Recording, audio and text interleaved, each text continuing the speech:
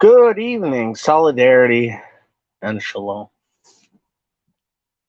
This is going to be one of my open discussion streams where I really focus on what the audience has to say. And well, if no one feels like talking, I'll just talk about random shit that's been happening recently. Now, for the people who will be watching this later, they'll definitely not want to sit here listening to dead air. So I want to talk about a couple of big news items that have happened since the last open discussion stream, and that's the coup d'etat in Guinea, in Africa. It doesn't look good, to say the least. It doesn't seem like a positive thing at all that Guinea has been couped. I haven't heard many bad things about the coup leader, Alpha Conde. But what I do know is that it's been universally condemned by all of Africa. So I don't think it's a positive thing. It seems like that, coups are something that are historically prevalent within Guinea. The coup leaders this time even cited one of the last coup leaders in 1992. And they cited a quote from him in their justification. So it doesn't look good what's happening in Guinea. I really hope that,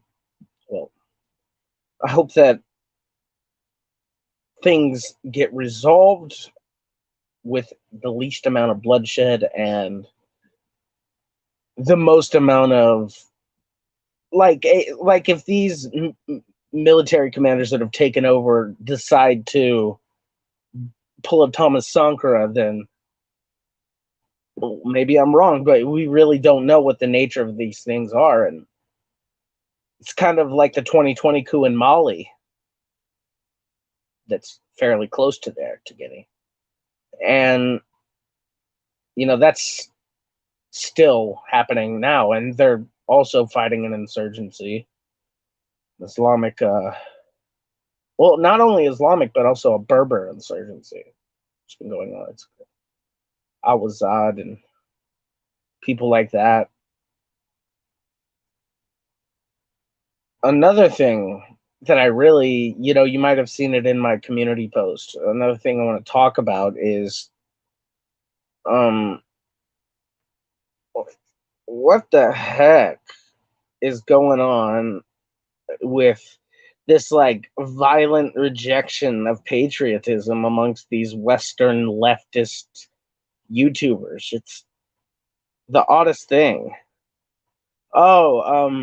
There's been a coup d'etat in Guinea against the president and government of Alpha Conde, and from all accounts, it's a democratically elected government that's actually pretty people oriented.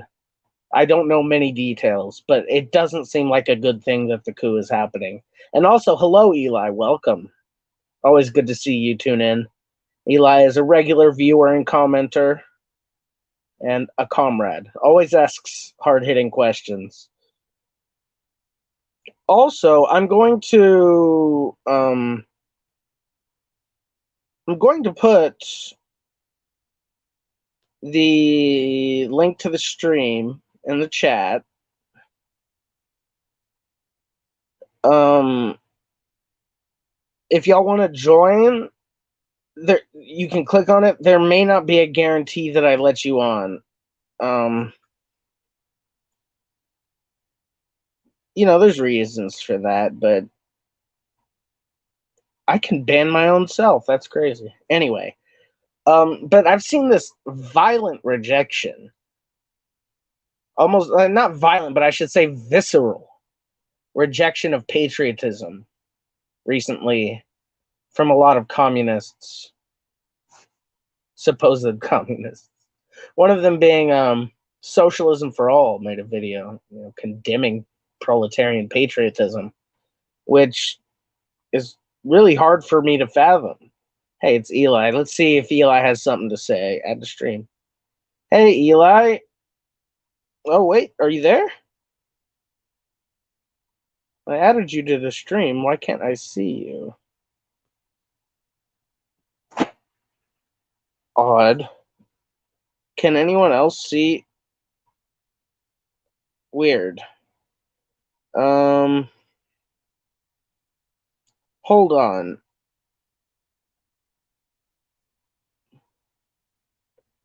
For some reason, you're not working, Eli. Just type in the private comments or something if you can figure out what's going on. I don't know. For now, I'm gonna leave you backstage because for some reason, whenever I add you, it doesn't work. But yeah, anyone who wants to come on is welcome. I should really pin that comment, but I'm afraid if I go into that, it's going to fuck up what I have set up here. So if anyone wants to join, you can just ask and come on. But I think this visceral, like, hatred in response to patriotism. Oh, there you are. There we go. How you doing? How you doing, Eli? Hey, I'm doing good. Yeah, it's good to see you. You're a regular commenter and viewer. I appreciate you always commenting. You always got a good question to ask or something to add, and I always appreciate you. How are you? Cool. Yeah. Okay. Yeah, I'm doing okay. It's just, I mean, I have, for the first time in my life, I finally have lived to see the end of Afghanistan war, and hopefully we can get the Taliban to be anti-imperialists. Right. It's, as long as I can remember, I remember the day 9/11 happened. I was in 4th grade, and one of my teachers came into the room and was hysterically crying because her brother worked in the Pentagon or something. And I just remember it. I remember that, and then I remember seeing that goober George Bush go on the news about terrorism, and then my entire life from the 4th grade until I'm 29 now, America has been in Afghanistan and a war in Afghanistan, which is It's weird. The war on terrorism, huh? It's crazy. The war on terror has been going on for all of our lives. Basically, yeah. I mean, except for a short section. I was born in '92, which is Gulf War era, and the Persian Gulf War. That I don't know, some chick that said something about like the babies. Oh, well, I mean, Saddam had his problems. Don't get me wrong, but the Persian Gulf War was totally unjustified, and any imperialist invasion is unjustified. Yeah, but Saddam would have been a useful ally fighting ISIS. Certainly, I mean, we see how the Baathists and the Syrian Arab army do so well in at fighting. They've, along with the help even of the SDF, they've kicked ISIS out basically. Now they're just dealing with Turkish-backed terrorists. Yeah, and those Rohavans. Yeah. It's unfortunate, but that's imperialism. I mean, by its very nature, we see it all around us, and a lot of people aren't talking about how we see this happening. People who aren't class conscious and don't understand like the severity of the actions of the United States and the empire. We really have the opportunity and the ability to bring attention to everyday normal working Joes about how horrific and anti-human the behavior of the United States military is. And I think a lot of people are starting to recognize that in this country. They see what's happened. They see what's happened, the disaster that is Afghanistan, the trillions of dollars of public money 2/3 of that going into private contractors, straight into the pockets of private contractors. You I've know, it's heard like, some. yeah, go ahead. Go on. What were you gonna say? I'm done. Go ahead. Oh, I mean, I heard there's going to be an election for the first time in years in Libya, and I think that Gaddafi's son is beginning to become more popular. Yeah, that's true. That's true. So at the end, or at the beginning of this year, um, finally a peace has been reached since the imperialist invasion and overthrowing of the Libyan socialist Jamahiriya. And, you know, the country has been, we all know the stories. We've heard the open air slave market and the constant war. And it's a hellhole. Thanks, Obama. And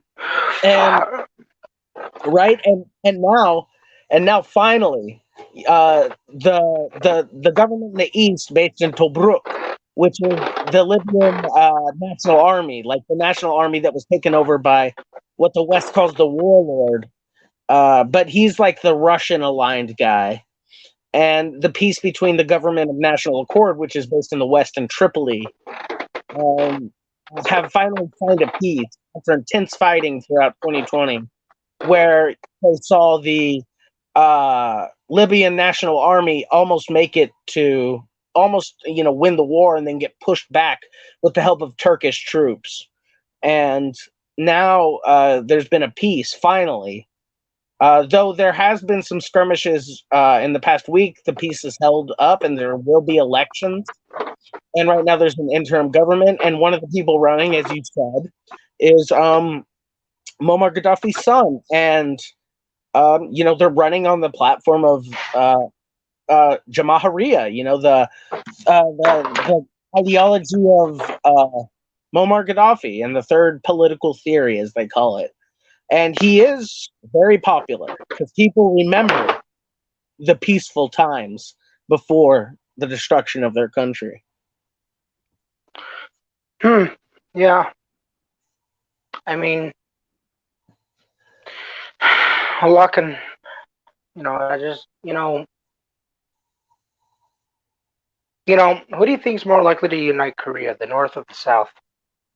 I certainly think it's the legal Korea, the one in the north.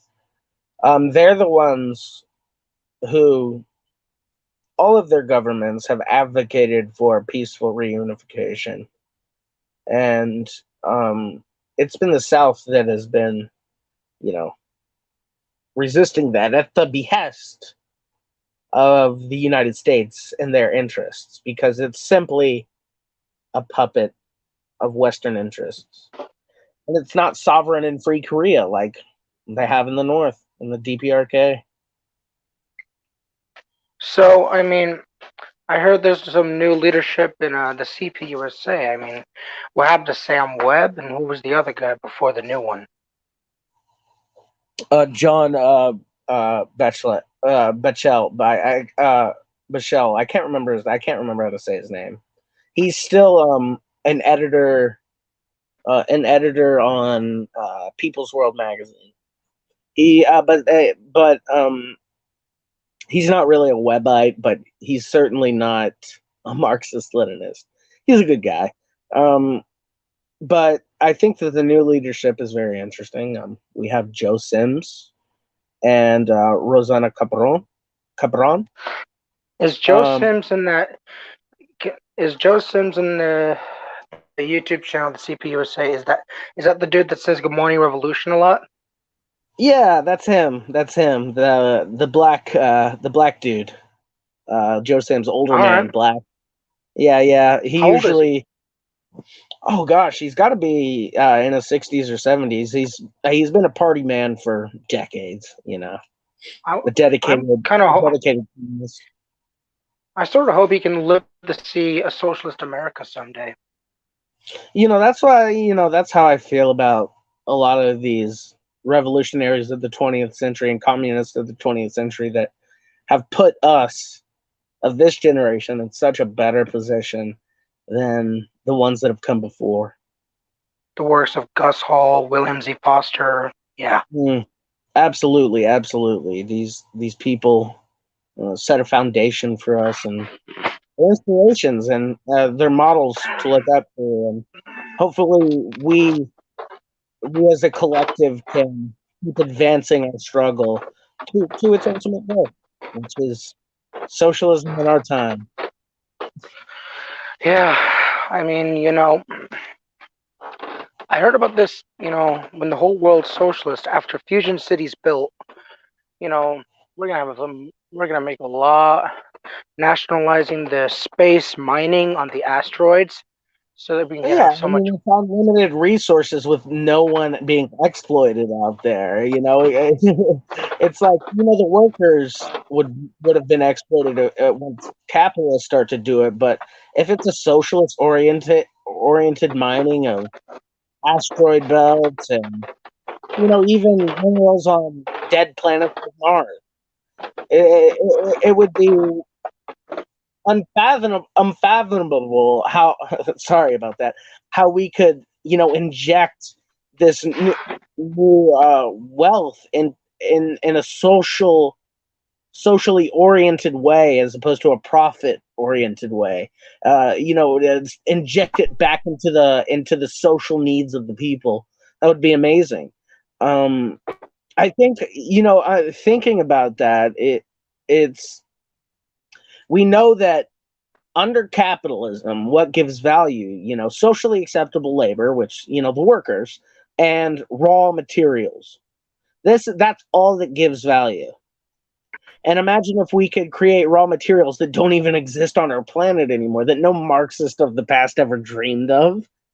And already the Yeah, planet has the ability to produce enough food and stuff, 10 times over for all of humanity if we just organize it rationally under socialism.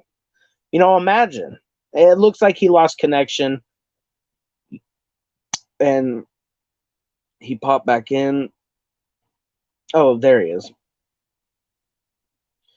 But if anyone else wants to come on, um, copy to the clipboard, come join us. I can't really hear you right now. You might have to connect and reconnect or find a better place for your find a better place with better connection. I know it's not always that easy, but right now you're in and out. especially if you live in a rural area. Yeah. I'm a rural person too, so I mean I have a lot of sentiments to that. Um, I have a video coming up. Um, that's called "The Faith of the Toilers," and it's going to be a very Marxist response to anti-religious communists and people who attack religion. It's going to be fairly poignant on Yeah, I that. mean, it angers me that certain so-called communists would try to destroy people's self-esteem and talking trash about their religion or spiritual beliefs, and it angers me, Mm-hmm. man. It's anti-human almost. It's anti-totalitarian. Majority of the world has some sort of religious or spiritual belief, right? Of And the course. majority of that world, the masses are the people that the toiling masses are the people we're fighting for. And some comrade, Marx said it perfectly. He said religion is defined the evolution of religion is defined by the base class structure of society, right? I remember when I was young, I heard about this quote Marx made about drugs of the masses or something. Oh, it's out of context, actually. Let me give you the full quote. So, what we often hear is the quote cherry picked out of context. Um, Religion is the opium of the masses. But this quote is taken so out of context that it's not even funny. Marx was a self-hating Jew and an atheist, but Really? even he was not a chauvinist. Um, Self-hating Jew. Yeah, he was a self-hating Jew. You just have to read the Jewish question. This is a Jewish. Oh This is a no!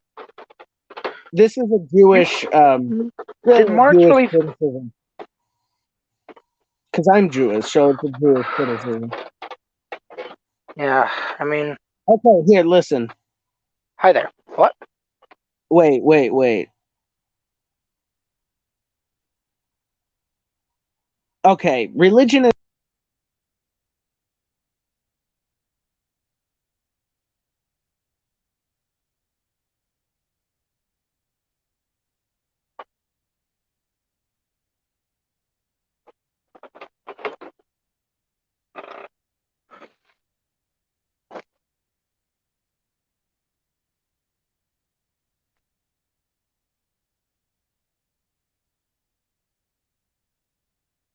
right.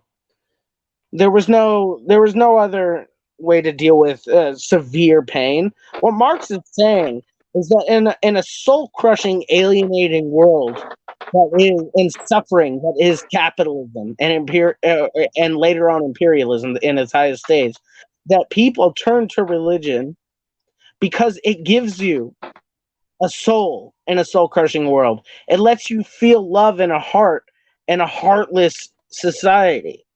It is a beacon of hope for the most oppressed strata of society. And those who criticize it are chauvinists and anti working class, and therefore anti communist. And I will die on this Right. hill. Yeah, I mean, it's. I mean, things are beginning to have a turning point in our favor. At the time, in the 90s and 2000s and 2010s, but it's the old America. Who knows? You Yeah, heard I what mean, happened to go ahead. Say that again. Your connection is bad. Oh, I heard that Jackson Hinkle got arrested. Yes, he did. Jackson Hinkle, Lee Camp, I think is Eric Browner. I can't remember the leader of the People's Party. All these People's Party affiliated folks have been occupying the Capitol building. Out there protesting, taking up space, obstructing. Um, as protesters should, because of the housing uh, memorandum. What they're going to do is they're going to stop um, the the halt on evictions, the freezing of evictions because of the pandemic and people losing their jobs. But as we all know, with this Delta variant and the pandemic coming back twofold, people still can't go back to work. People still can't get their jobs back. And even if there was no pandemic still happening, capitalism is such a weak little baby that it has to recover itself from that. And these people still can't pay their fucking bills. And what they're going to do is they're going to say, okay, now it's okay to evict people again, even though most of the country is still reeling from this economically, and most people will lose their homes who are at risk because of this legislation. So what these people are doing, and they're back out there today, and they're going to be back out there tomorrow, even though they got arrested. They're back out there, and they're trying to bring awareness, doing real in the streets work. And a lot of these people are white and middle class and are able to get themselves out, but they're using their privilege to an advantage. You know, they have the ability to pay bail and hire lawyers, so they can go out there and fight for people who can't do that. And so I say more power to them and solidarity. Yeah, I mean, so I remember you were like talking something about Jason, MRN. What happened? Okay. So basically, what happened was someone within their group had been verbally abusing me with sexist language and using racist language all the time, and would And get very aggressive and yell at me. And I told these people, like, y'all have to hold him accountable, or was this I have to Jason? No, not Jason. It was the Stone And Soviet. And, oh, and I said to all of these people, I said, okay, since you won't hold him accountable, and I'm still being verbally abused by him constantly, I have to warn people that want to go into your space that it is not safe for women because he specifically targets women and he specifically targets Chinese people. I have to say racist wow. and sexist things too. And I said, take care of it, hold him accountable. And instead, the Ingalls took over went on Jason's channel and said, it was my fault. Started blaming the victim. And so I went public with all the shit that he was doing to me and that they were allowing. And then they dug up 2-year-old dirt on me saying that I stole from Africans. And I've disproved that a long time ago, 2 years ago. And I disproved it again. I have all the evidence. But then And they this accused guy me. isn't I think they even accused me of like sexually assaulting someone. what? Yeah, which is crazy because I live in the middle of nowhere, not near anyone. And the last time I had sexual contact with someone, it was with my own rapist. So I have no idea what they're talking about. And Stones. yeah, Do you so know these where? these people are very anti-human, and they'll try to destroy your life if you disagree with them or try to paint them in a bad light in the slightest. They did the same thing to B level, and I believed it. I believed the shit they said about B level, and it wasn't true. They just go out and try to ruin people's lives who disagree with them. They're weirdos, and they do really weird shit around this kid, the Falcon General, who's 14 years old. And the Ingalls himself admitted he would date the Falcon General if she wasn't 14, which is creepy and sus as fuck. And And how old is the Anglesist? he's 18. Jesus Christ! Yeah. So these are the people that freaked out and that are in MRN Network. And Jason Unruh is losing his goddamn mind. Yeah, he's Like going insane. they admitted it to me. Like I've been Comrade Net and all these people around him told me like, oh, Jason's very mentally ill and is losing his mind, so he's giving control to this 18-year-old pedophile of MRN Network. So it's like that's what they're doing over there. So good luck to them, I guess. Oh Fucking my weird. God! Jason's the reason why I became a Marxist-Leninist. And he's doing this shit. I remember his mailbag. I remember his earlier videos when he was actually based. What the hell, man? I truly believe Jason is losing his mind and he's being manipulated by these Maoist children. Children. Yeah, like the Falcon General, and even though he's 18, like he's being manipulated by teenager. I I think think I heard something that the Anglesist lives in Britain, so I yeah, think it's different there. I don't. The age of consent is 16. It's still illegal what he wants to do. Oh, And the Falcon General told me that, and she denied it, of course, because she has a big old crush on him. she Fuck. Yeah, she's a kid. Of course, she thinks he's cool and neat. It's an older, when you're a younger teenage girl, like older guys are so cool to you, and it's just yeah. the way it is. And they can be manipulated. They're kids. And they would like the Stone Soviet would like do weed and shit in front of her, and she's 14. Just really weird and uncomfortable situations.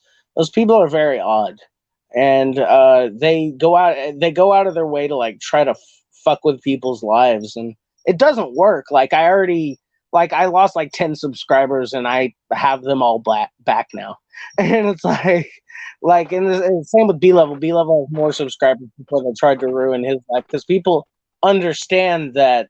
Wow, this is weirdo internet shit, and I don't want to be a part of it. And that's Yeah. the problem with people. None of these people know about real life. They're all weirdo internet people. Do you know where So Stone Socialist lives? yeah, he lives in Birmingham, England. Britain? Yeah.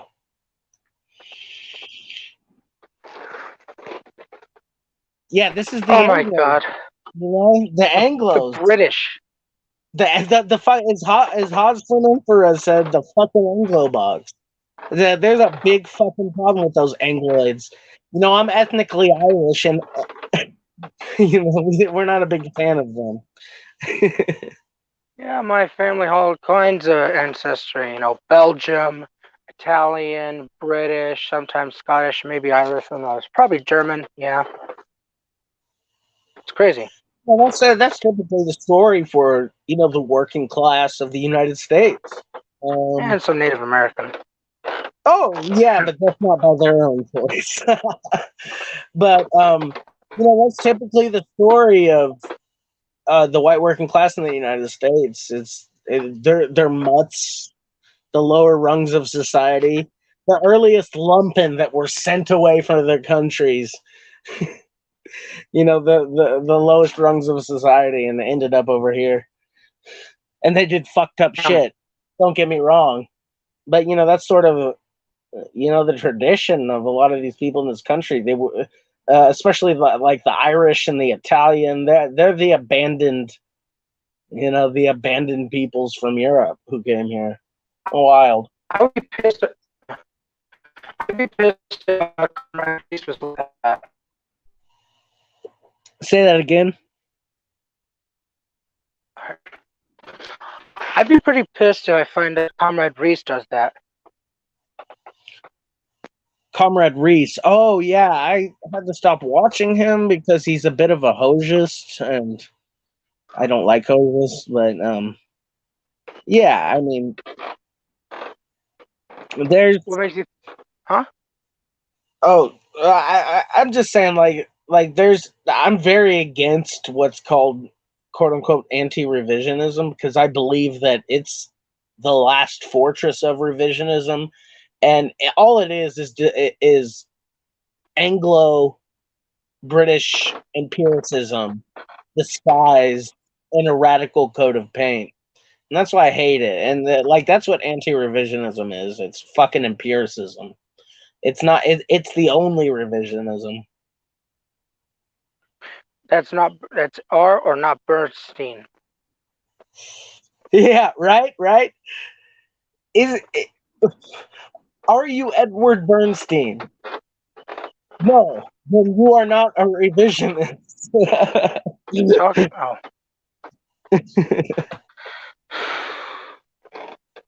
Edward Bernstein was the OG revisionist. The OG. Yeah. That's a whole different story, though. Really. Dude, what? Well, as you asked, but another news thing that came out is that the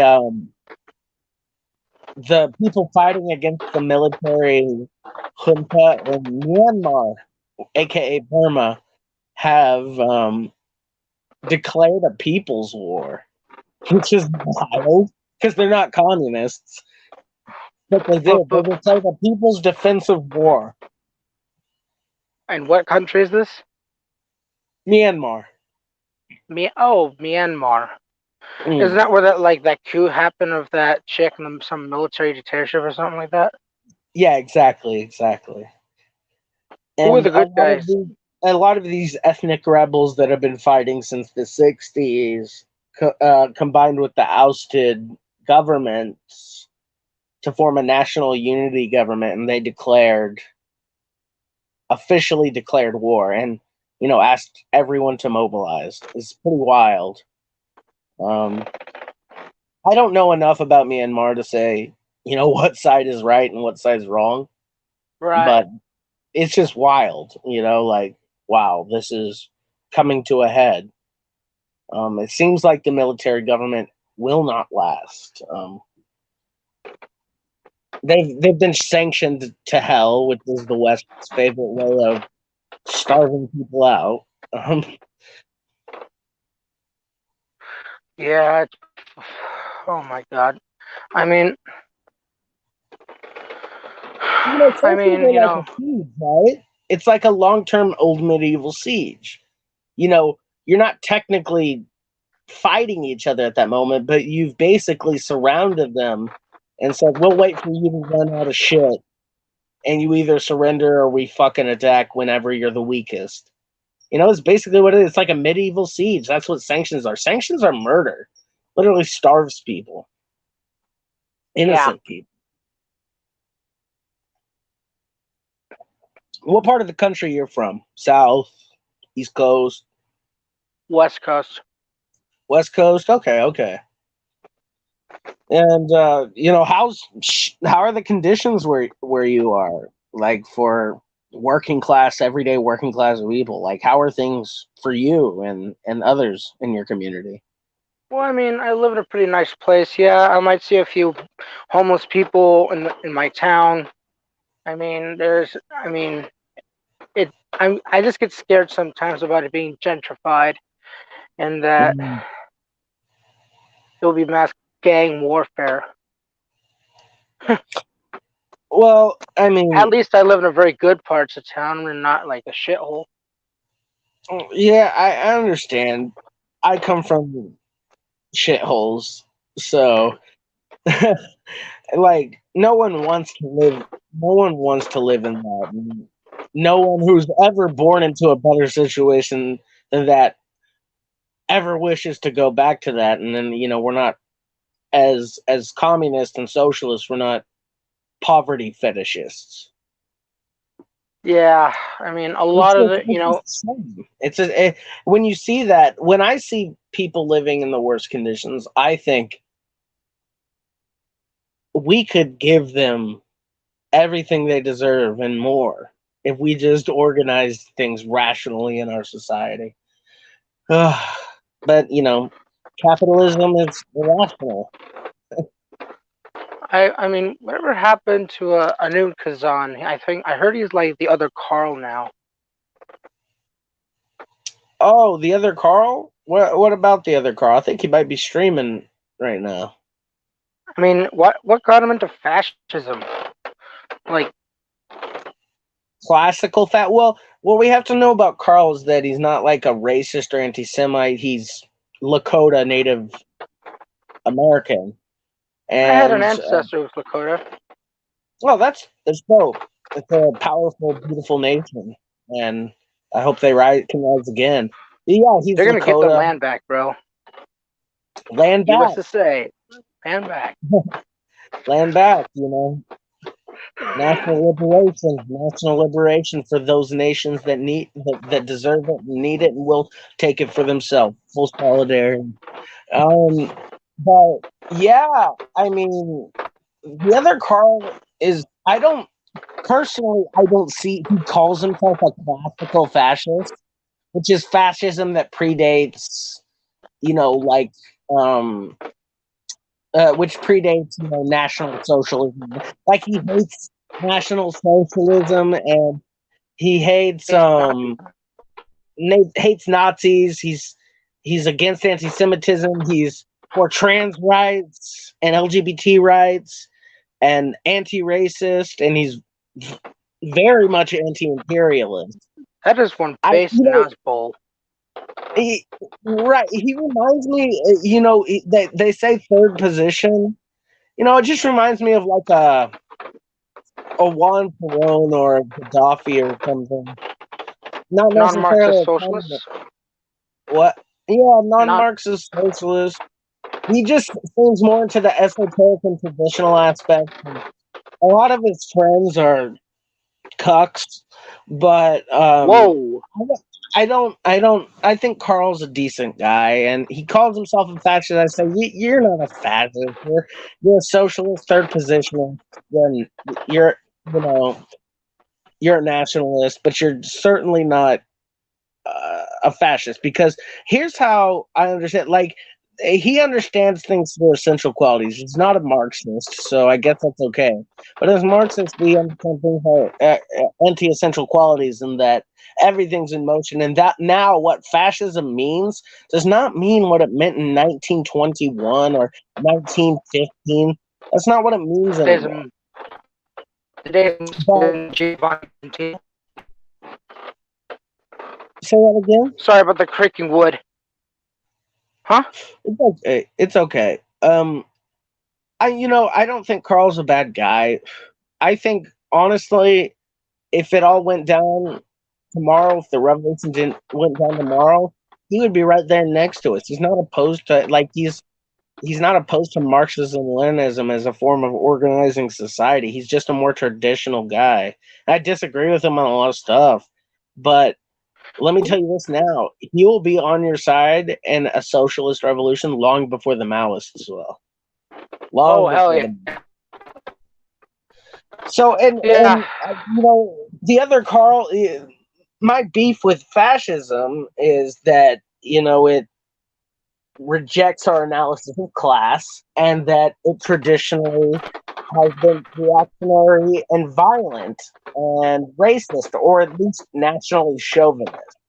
That's why I reject fascism. That's why I'm an anti-fascist. If anyone should have a beef with fascism, it's a Jew. But it's like, but I just Carl may say that he's a fascist, but I don't believe him. You know, as silly as that I sounds, mean, because I'm an anti-fascist. Like, anti-fascist action all the way. Like, I'm an anti-fascist, but I don't see him as a fascist. He's not a threat. Like, if the revolution happened, he would help us. He's not a threat to that revolution, right? So I don't know. It's just different, I guess. Maybe I'm full of shit. what do you think of the idea of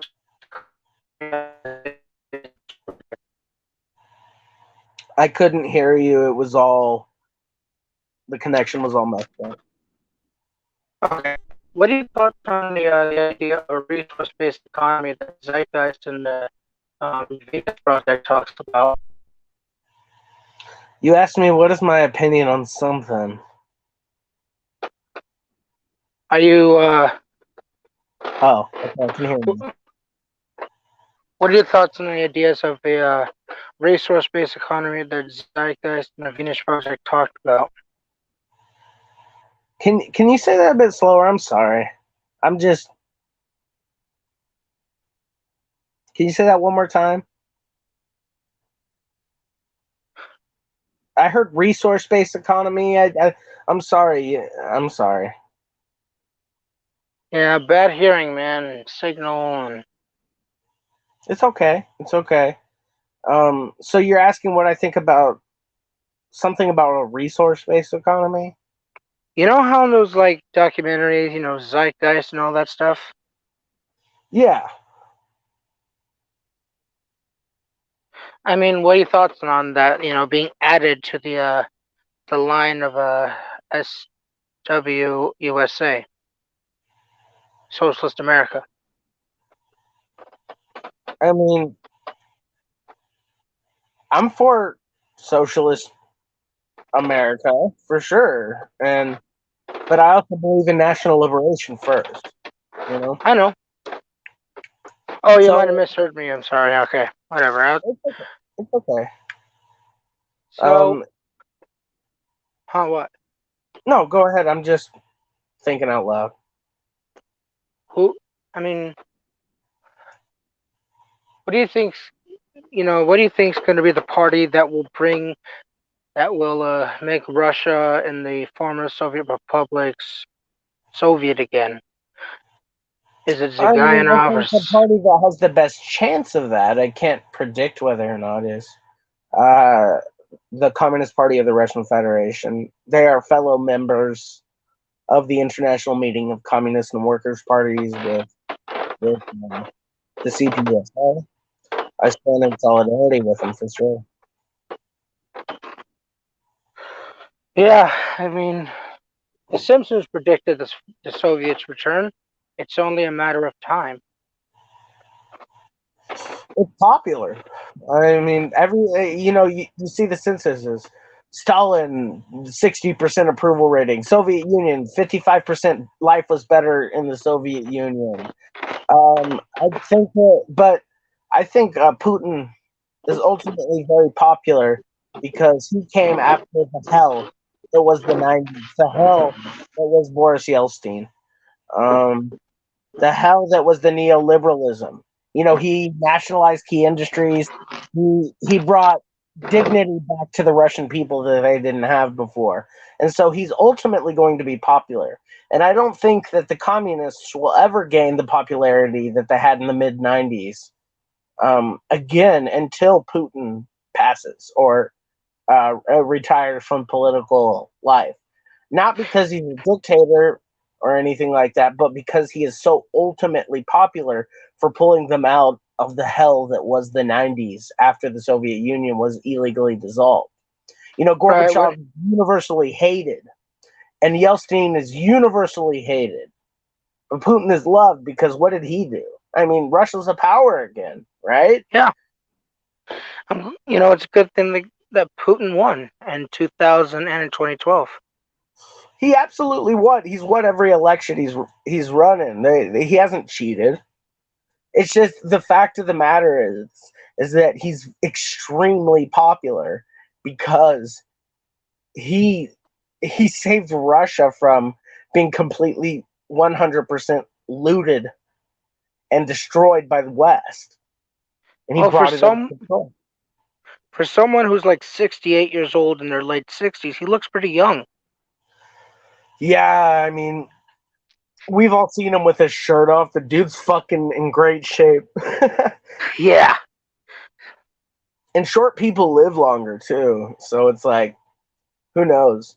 But I don't think he will spend his entire life as president. I think eventually he'll get to an age where he'll feel like he's past his prime. Because I think Putin, if anything, I think he does care about Russia, Of course he does.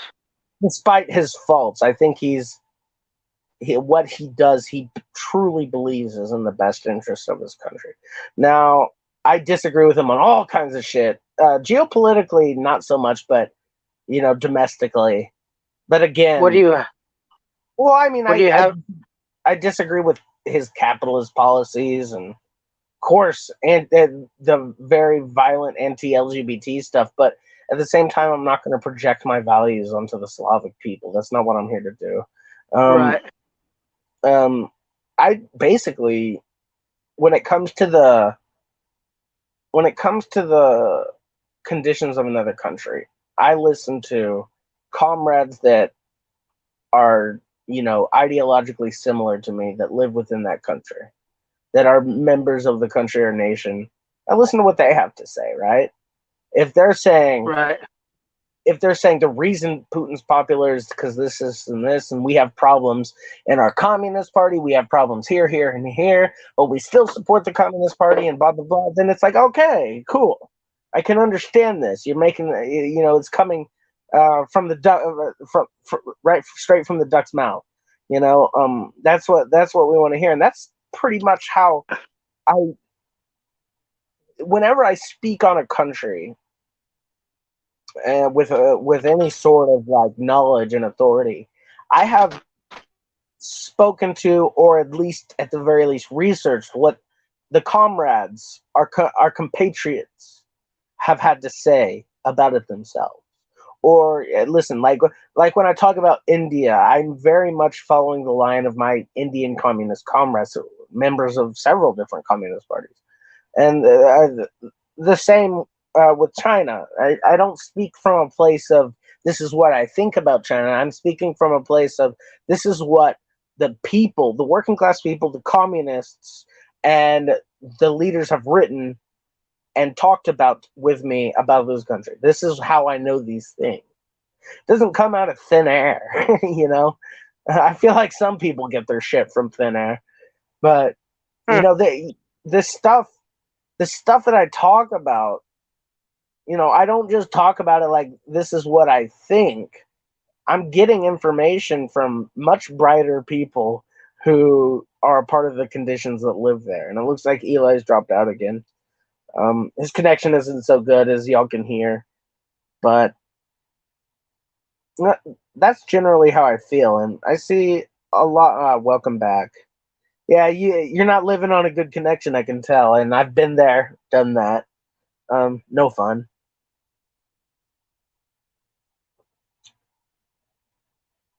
Do we have another? Oh, yeah. Okay. Can you hear me, Eli? Yeah. Okay, cool. Um, you know, I know people um have dogged on you in the past, Eli, right? Because you don't jive 100% with the dogma of some people. You don't have the same spiritual and outlook of things as some people. Oh yeah. I've taken a look at your channel and seen what you've had to say on some stuff, and you're very Okay. passionate. This is Right? You're very I'm passionate about kind what of. you have to say, and I respect you a lot, and I feel like I don't. more than, I'm a little more than anyone. uncomfortable. What? You're uncomfortable? Okay. What? I'm sorry. I I'm mean, sorry. yeah. I mean, a unique perspective. You know, it's I have deep respect for you, and what I was gonna say is that comrades from all across the world, and even in our own country, we all have the conditions and peculiarities of ourselves. I got called a right. religious. I got called a religious nut the other day by Religious. a religious By nut by a by who? fellow communist, by a supposed fellow communist, and it was just like shocking because what they were doing. And right before that, it seems Eli is dealing with life, and right before that, um, um, I had said, as a Jew, I believe that Islam is the most valid spiritual path for Gentiles. That's what I said, because of the values of Islam are so close to the values of Jewish people. That's the reason I said it. And I, he said, "No thanks, I want my rights as a woman," what? saying, aka, some conservative minorities in Islam have oppressed women's rights in the past. Therefore, all Islamic people are oppressed women. And I said that's I was. racist. I said I that's was. racist. I was taught my whole life, and I've always associated Islam with misogyny. It's not true. Um, Islam has such reverence for women. They have such reverence for women, and they believe so strongly in uplifting and protecting. And people who say otherwise are buying into the same right wing narrative about Islam that the right wing narrative about they say about communists in America. They have to have their boogeyman. Right now, the Muslim is the boogeyman, Oh, and and so you're just buying into horribly chauvinistic things. You do not understand the values of people from these countries, and you're lumping all of them in and projecting your liberal Western values onto them. Godless liberal Western values. And there's nothing wrong with being an atheist, but when you start projecting your values onto the most oppressed people on the entire planet, you are a piece of shit. what did you just call me? I didn't call you anything. I meant people who project their values onto the most oppressed people of the world. I didn't call you that. Good. Eli, Yeah. you're a lot of people say you're a very good guy with a big heart and good empathy. I consider you a comrade.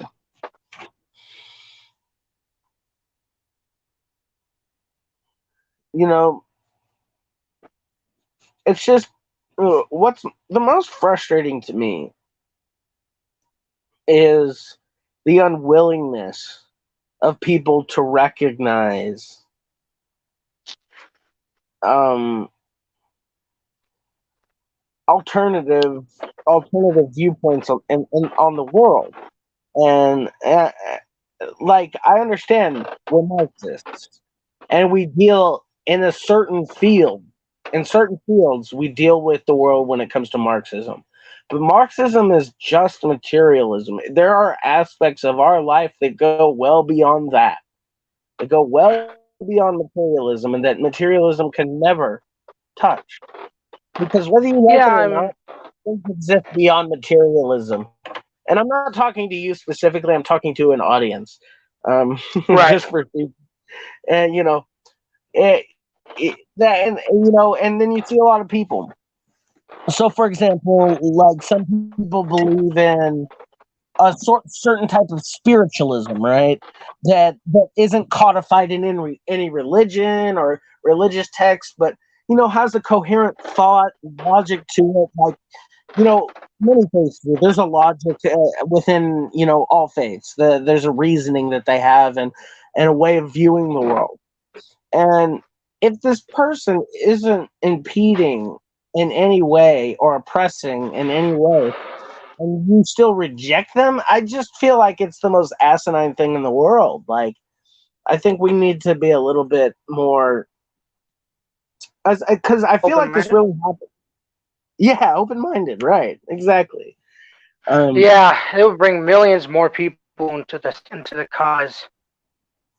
Yeah, exactly. Because I feel like a lot of people, their problem is they expect everyone who comes to us to already be some sort of perfect ideal revolutionary or something. Ideal? Huh? Oh yeah. Yeah, like some perfect ideal of a revolutionary. Like everyone who pops out is going to be like some cross breed between Lenin, Stalin, Mao, and they're going to be perfect in every way, and it's just like, geez, it's just the great Gus Hall said this. Here's what he said: people do not come to us, meaning the party, as communists. They come to us learning how to become communists. And that's what it is. And whenever these people come to us wanting to learn how to become communists with earnestness, and you reject them and gatekeep them, uh, all you're going to do is turn them away. You have to truly open your arms to the masses. Our politics are those of the masses, and if you get uncomfortable with what the masses, and what people amongst the masses are doing, like, maybe you're not meant for mass politics. Who? Like, Oh, sorry. no, it's okay. Yeah, I want you to interject and say things. I actually would really like to hear more of your thoughts. That's why I Yeah, like to I go. mean, I mean, what do you think happens after we die? Oh wow.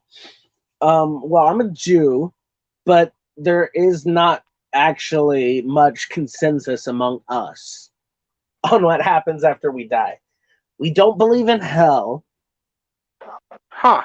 We believe that there is some sort of um reward for being a good person. You know, I we mean, believe yeah. that people are good people. We don't believe there's any exceptional reward for believing in God. We don't believe there's any exceptional reward for being a Jew.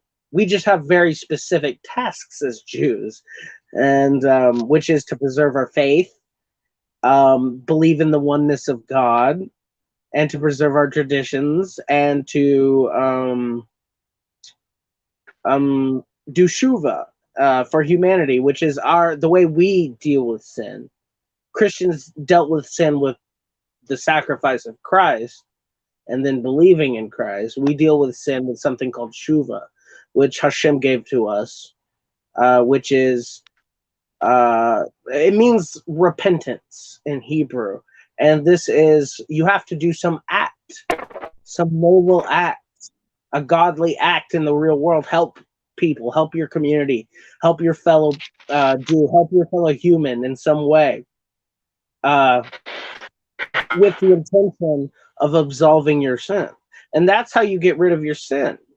But still, but we also believe that there's not an eternal punishment for one short lifetime of sin. Eternity is unfathomably long, forever. And a lifetime in comparison is nothing. It's a speck. It's not even a drop. And to punish someone for eternity for sinning in one lifetime, that's ridiculous. And that's just how we see the world as Jews. We don't follow our faith for any promise of paradise. We don't do it at the threat of burning in hell. Right. It's a very different way of seeing the world. Like evangelical pastors, chick tracks, some Bible verses, it makes God sound. Yeah, I think the consensus amongst my Christian comrades is that this reactionary Christianity, the Christian right, the evangelical people who are truly not capturing what Jesus was all about. And I agree. As Jews, we mostly see Jesus as a radical Pharisee. He was very radical, and he believed he was the Mashiach, the Messiah. He was wrong. Obviously, Drugs.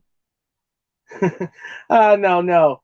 At that time, it wasn't because of drugs. It was because at that time, the Jewish people genuinely believed that the Messianic age could happen any day. There was a belief in this time amongst the Jewish people that tomorrow the Messiah could come, the Mashiach could come. Yeah, and so when someone like Jesus came, right, was exciting. It was exciting. And not a majority, but a small section of Jews followed him. And at that point, before Jesus died, he still could have been, by Jewish theology, the Mashiach, just not have completed his task yet. So at that time, people thought, "Oh, Jesus, you're just a weird Jew. You're a radical Jew. That's fine. You're just a weirdo." What do you think? What do you think would have happened if Jesus lived longer and never was crucified? I think he would have died out like all the other false messiahs. I thought it'd be like a bigger, more united Christianity or something. Well, he was a Jew. Christianity probably, because the person who invented Christianity is not Jesus. It was Paul. He was the one who said, "No, you don't have to follow the laws of Hashem anymore because Jesus died for your sins." He's actually the Son of God. Oh yeah, the Apostle Paul. Yeah, the Apostle Paul, the one apostle who never actually met Jesus in real life, the one who only saw him. And had a crazy vision on some road to like the Syrian capital. Yeah, exactly. Damascus. Yeah, Damascus. That's right. And so that was, I don't know if that was Jesus himself. It's probably an alien. They call him Paul the Evangelizer because he said, even though Jesus said there is only one law and that is God's law, and you cannot change God's law. That's what he said. And then he said, "No, you don't have to get circumcised anymore. You don't have to keep kashrut. You don't have to hold Shabbat. You don't have to do this anymore, and you can still." And now, if you join, you can have eternal paradise. But if you don't, you'll burn in hell forever. It was invented by Paul. Christianity was invented by Paul. Was it the Orthodox or the Catholics who made up hell? Say again? Who invented hell? The Catholics or the Orthodox? Well, the Christians in general. I mean, before there was ever a schism, in the earliest of Christianities, when Paul, it started with Paul,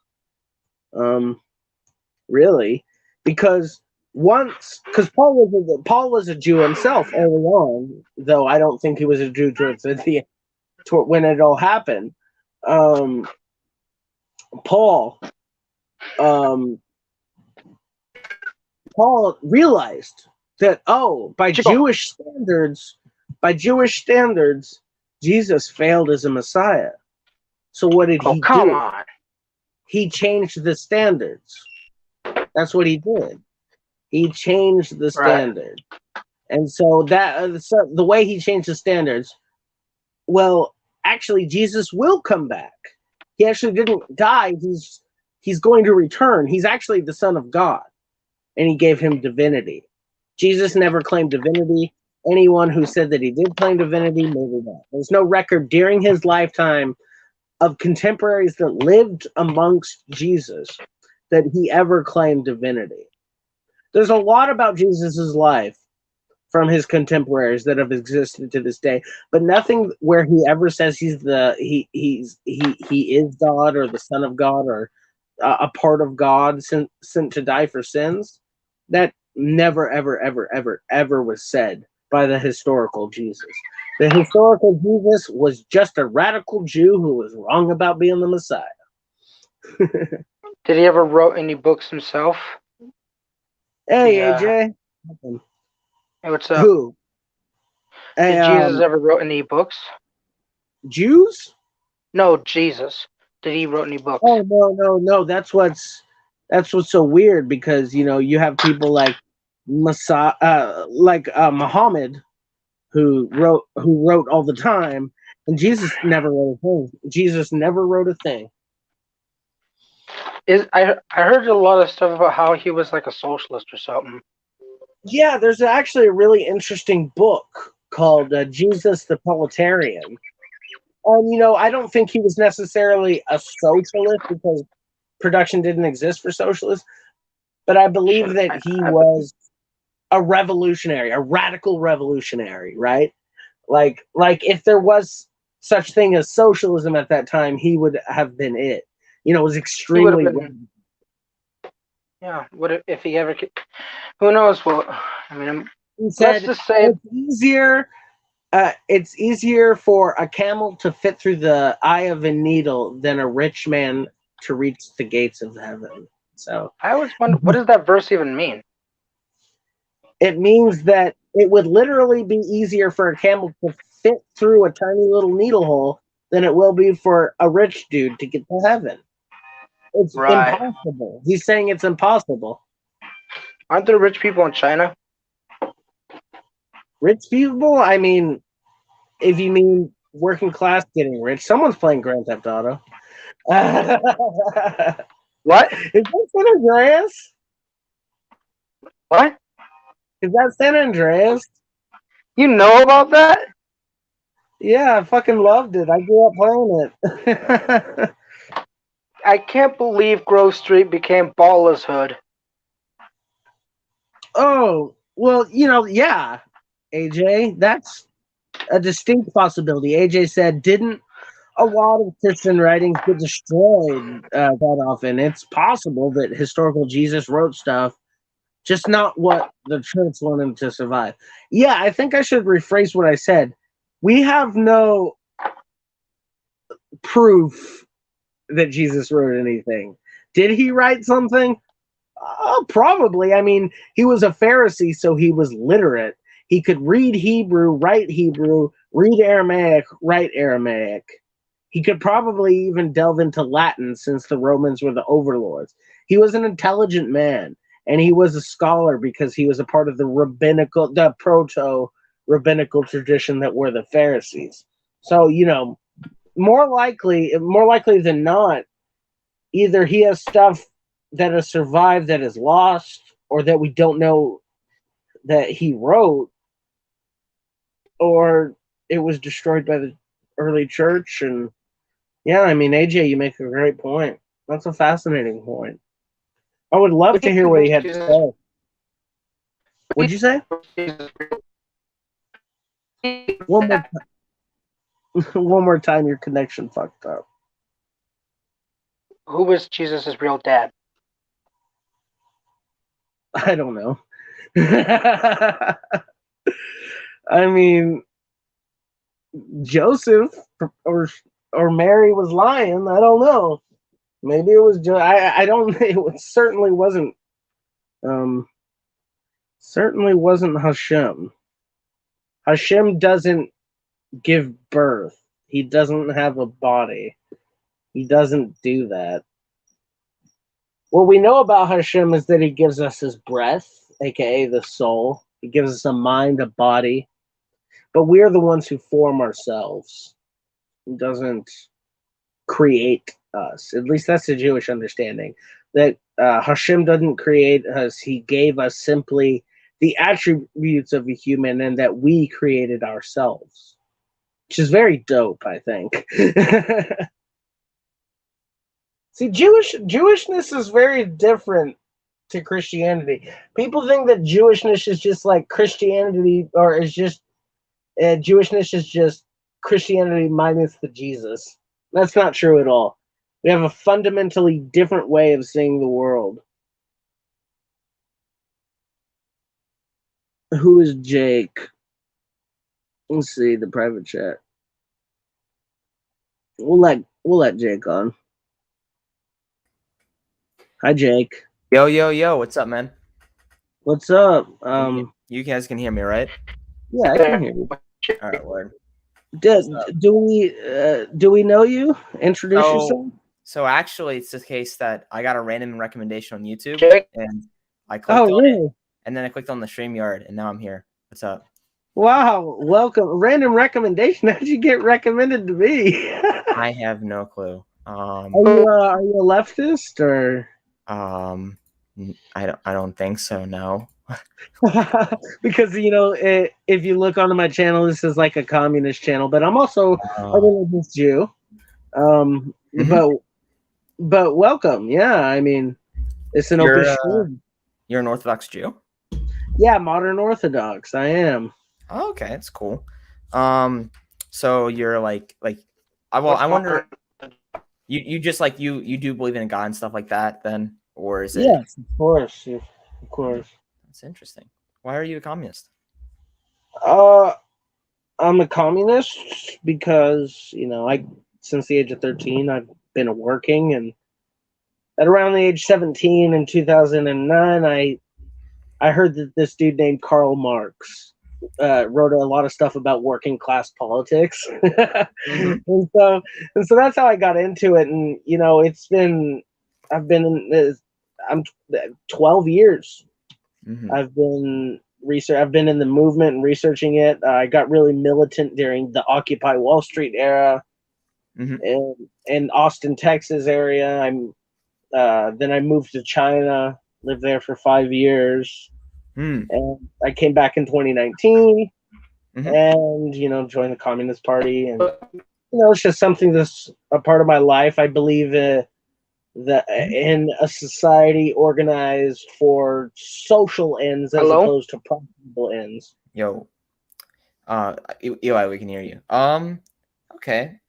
Is there like any particular like reason why you would prefer like one political system over another? Seems really hard to like pick out why. Well, so how you have to really understand how Marxists see the world, right? We operate under a method of analysis called dialectical materialism. Right. And the way we understand history is through something called historical materialism, which is mm-hmm. an analysis of history using dialectics. Dialectics is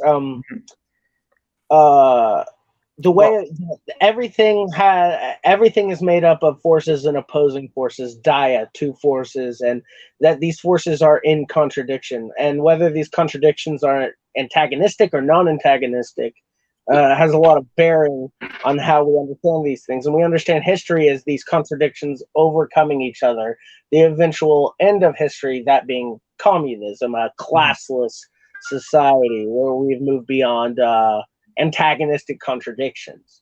So we see it as I see it as a progress of history, communism, right? And that each stage of society, starting with barbarism, then we had the slave societies, feudalism, capitalism, socialism as the last class society, where the working class rule over the other classes, and then finally, as contradictions overcome each other, history ends. That's sort of how we understand things. Okay. That's a lot to unpack. Yeah, it's a big deal. People have been talking about it for a while for a reason. Can you give me a brief summary of what historical materialism is and why it Sure. differs any other understanding in history? Sure. So historical materialism is understood through dialectics, a dialectic understanding of history, and dialectics should. Yeah, it's like two opposing forces. Yeah. Yeah. So so we understand that the driving force of history through this historical material analysis is class struggle. That once a class society is formed, that only when a strata of class overcomes another class that are in antagonistic contradiction does humanity and civilization move forward. Wait. So, are you saying that what explains why societies rise and fall is from class conflict? Yes, class struggle, exactly. So like things like like the fall of like any like yeah, if I just think of like any society like the Mesopotamians, right? The fall of that would be class conflict, you would say. Yeah, absolutely. It's driven by class. Well, is there like a reason to believe this? In economics. Economics, yeah. It's economics. We can tell through the change of productive forces and what class is the ruling class of society. The productive forces change, say after the French Revolution. This is a great example. We know that the bourgeoisie, the capitalists, the burgeoning mercantile capitalist class overthrew the feudalist monarchy and established liberal democracy, a new form of production, a new ruling class, which was this bourgeoisie, and that sort of moved history forward. That's a big stage in history that a good example of. I can give examples of like just like is that you? I think that's Eli. Yeah, that's probably Eli. Yeah, I mean, it seems like you can give examples where it seems that historical materialism seems to apply, but it's like one thing to say that it applies here to it applies in all scenarios. So I guess I'm looking more for a reason like that. Okay. I mean, so I think a good way to describe that is that when a society is built, we understand it through the base and superstructure, right? So we believe that the class base, the economic base, it defines the superstructure, and that the superstructure in turn defines the base. Dialectics, but how that works is that if we have something like racism that pops up in society, we believe that this is a result of the base conditions of class, and so on and so forth. So all problems in society are reducible to class conflict. That just seems I don't think it's. I mean, I don't think that you can necessarily solve them all through understanding that it comes from class, but we understand that the class conflict is the driving force. Yes. Well, then how do you individuate cases when it's derived from class conflict versus not? Or do you? Well, we believe that the driving force of history is class conflict, but we also believe that the superstructure that derives from class conflict needs to be understood on its own individual merit as well. We can't just reduce it to class, because once the superstructure starts to form out of the base, it starts taking on its own national peculiarities, unique conditions, and material conditions that are always changing and always in motion. And so we have to be forever adapting. Yeah. It sounds like it's really hard to then say that the cause of it is class conflict, right? Like if you're saying that there's this thing that we can identify that may be rooted from class conflict and it's constantly changing and evolving and may explain certain problems in society and cause society's downfall, doesn't sound like you're making an analysis of history. It just ultimately is going to reduce down to something like there's reasons to why societies fall.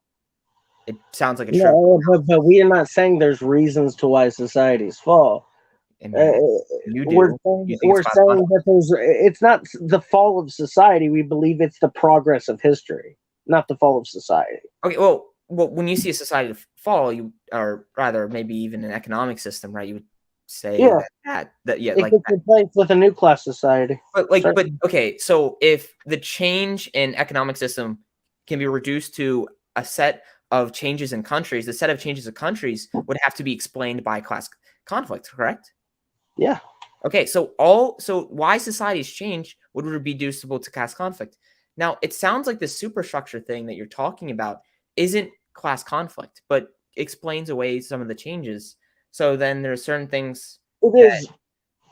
that some things are It is explained by related, but class I think what you're missing right now conflict. is exactly the method, right? The method that we apply it. It's a very specific method, and Okay. that I think another thing I want to explain is that Marxism doesn't understand.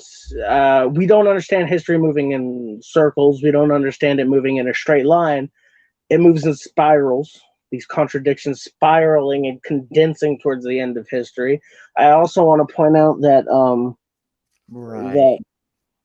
um, I I actually have a question for you. Is that theory falsifiable? falsifiable. Mm-hmm. I don't think so. No. Isn't that like a really bad thing?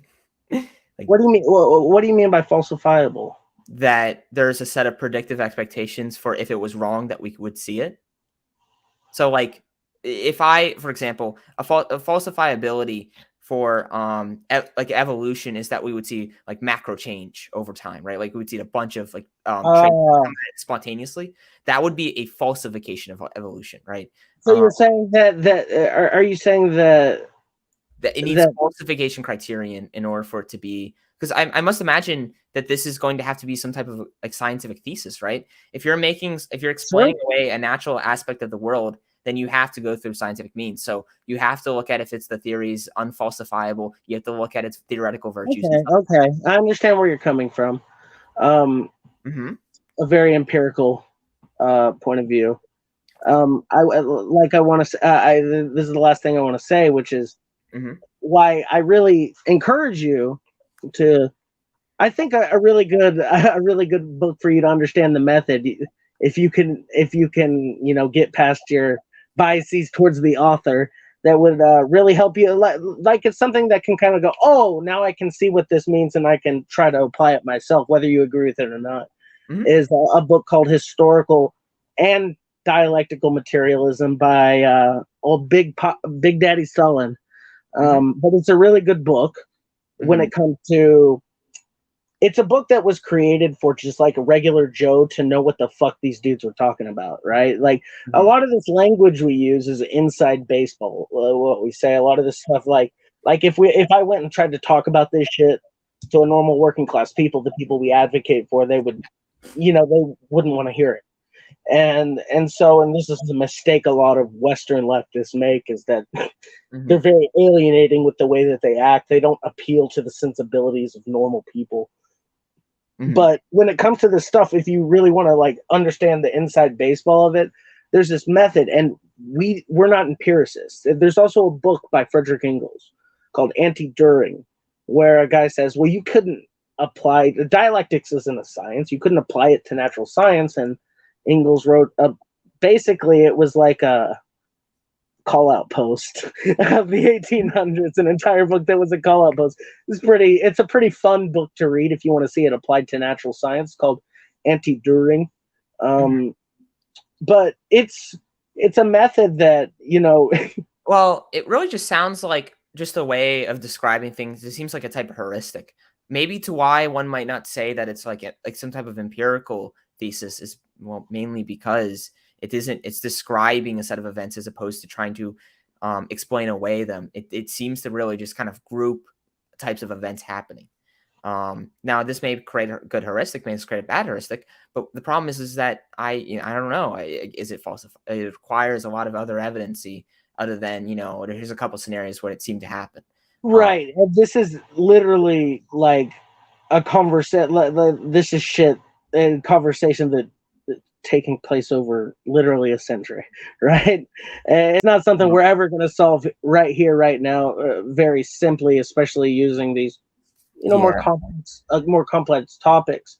But I do encourage you to look at the method, right? Uh-huh. And once you can see, our method is very different than the empirical method. We don't believe in essential qualities. Mhm. We believe that it's a non-essentialist philosophy, and I'm so not really quite sure what you mean by essential qualities. Are you talking about like necessary properties for a certain object? I don't. I'm saying that things like rigid definitions are out the window. Does If that that makes not sense. just entail mereological nihilism? Well, no, I mean, there's a way. That's what I'm saying is that there's a way of seeing the world and speaking about these things and understanding the world that's in Oh, motion I and can. not concrete, that is outside of the empirical method. That's all. Well, there's a kind of a world outside of the empirical method. I'm not even quite sure what you mean by. Are you saying like there's immaterial things, or you mean to say, because it's like I'm really confused because I understood this like you were using Empiricism you used the word isn't materialist a isn't lot. it's beyond the vulgar materialism of empiricism. It's a dynamic method of analyzing material conditions. It doesn't believe that anything is What set in concrete, that things are always in motion. what are You have material conditions? material conditions, Hmm. the contemporary conditions of the world. So like the world, is that what it is? Like I don't. Yeah, So but like it's would you conditions, consider the would you consider conditions the in a amount certain of the I'm sorry. conditions in a certain period of during a certain period of time. When you say conditions, are you just meaning to say things that exist? I don't. Yeah, during a certain period of time. Okay. Yeah, Okay. So you just mean to say, okay, that kind of is weird, right? It's like, so it's like dependent on things that exist is really what you're yeah. saying. Well, isn't that quite trivial? Like, isn't that's like not Trivial. informative at all, right? What Like, do you mean? well, in certain cases where you'll have a lot of these like philosophies that seem to like they tend to make tautologies. Like if I said the red box was red, right? That's going to be true. I agree it's true, but the idea is it's not informative, right? When it comes to certain propositions that one makes, what you are attempting to do is you're trying to inform the person about certain things. Now, if you want to say, No. hey, that the Where world do is correct dependent on things ideas that come exist, from? it would be Where true. do correct ideas come from? Do they drop from the sky? No. Are they innate in the mind? No. They come from social practice and from it alone. I mean, that begs the question against Platonism. I mean, that begs the question like a million views. I don't know why, even how you can even say that confidently. Because you obviously don't understand dialectics. Like no investigation, no right to speak. Go Well, like a investigate, and then dialectic we is can just have a way this. of analyzing things. It isn't going to tell us. It isn't going to It's be. the It entire isn't going to be method commenting of on the metaphysics of the. understanding our point of view. It is the fucking foundation of our ideology. If you do not understand the I building block of our ideology, listen, then you bro. can I begin listen. to speak about You it. just told me it was No like two opposing investigation. forces. That makes sense. That's easy. That makes sense. Perfect. Right? Like, bro, it's like how two things interact is pretty much all it is. I mean, but this isn't something You that isn't. have, like you're telling on yourself. You don't know how dialectics works. The more that's not how it is. No, you're not describing dialectics in the Okay. slightest. Can You're you reducing it. describe You're playing dialectics? semantic word games like a typical Western liberal. Well, the It's so problem is typical. that It's when so you typical. say a word, what we have to do is analyze, try to figure out what you're saying, such that we understand the truth All condition of the right, I'm proposition. done playing semantics with a I'm liberal. not. Later, dude.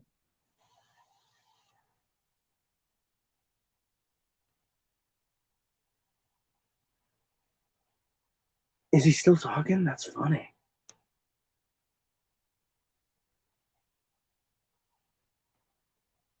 Yeah, what that was typical Western liberal. Like this person has this innate Western Anglo liberalism to where they play semantics and definition games. He never heard the word dialectics before today, right? And once he heard the word dialectics, he thought he was the expert on it. Hey, welcome back, AJ. I appreciate you.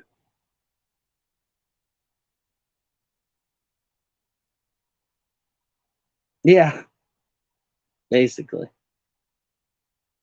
I tried to be good faith with him. I did. I don't know how the hell he got here.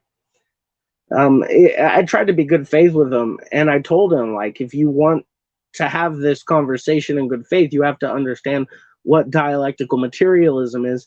And me sitting here in the next 30 minutes or so, I'm not going to be able to explain to you a science that has taken me 12 years, and I still have not. I'm not an expert, and I've studied it for 12 years. And this kid expects me to be his teacher in dialectics in a day.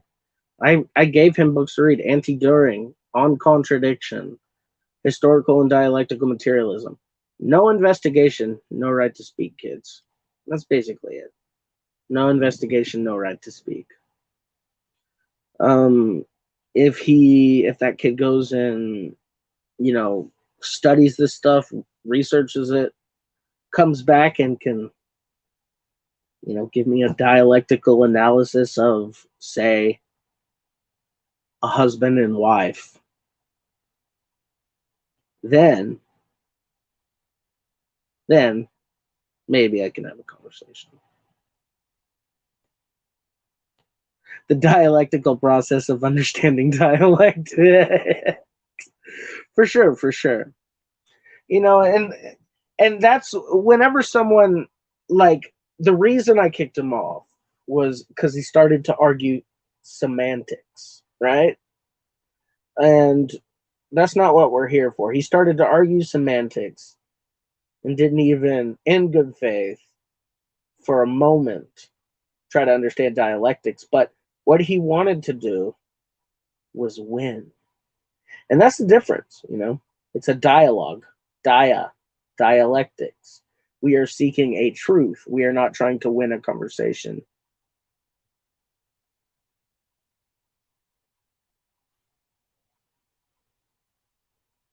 Joe, I don't get this one, man. But yeah, I mean, I didn't know who that kid was. I just saw him. But I have no problem trying to explain how we see the world. But if your goal from the beginning is not to understand it, but to try to say, "Oh no, you're wrong," then I don't want to talk to you. I don't want to talk to you. You're not useful.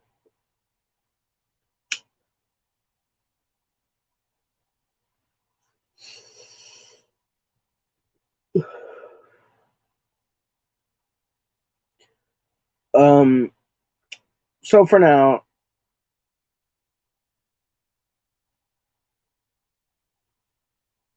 all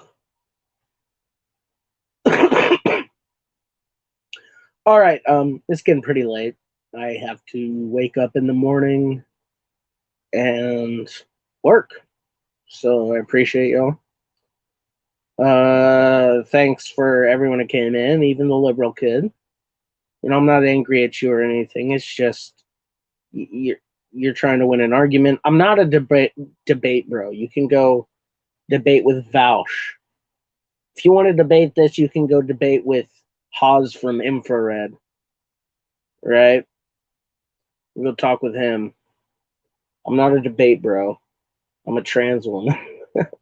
I'm a Jewish trans woman trying to talk about shit. And at first, it seemed like you were honestly trying to figure out what was going on. But then, all of a sudden, you started playing liberal games. That's how you get kicked off of here. You act like a liberal, you get kicked off. It's as simple as that. But I think I'm going to get it off for now. Thank you, everyone who tuned in. Appreciate y'all solidarity, and shalom.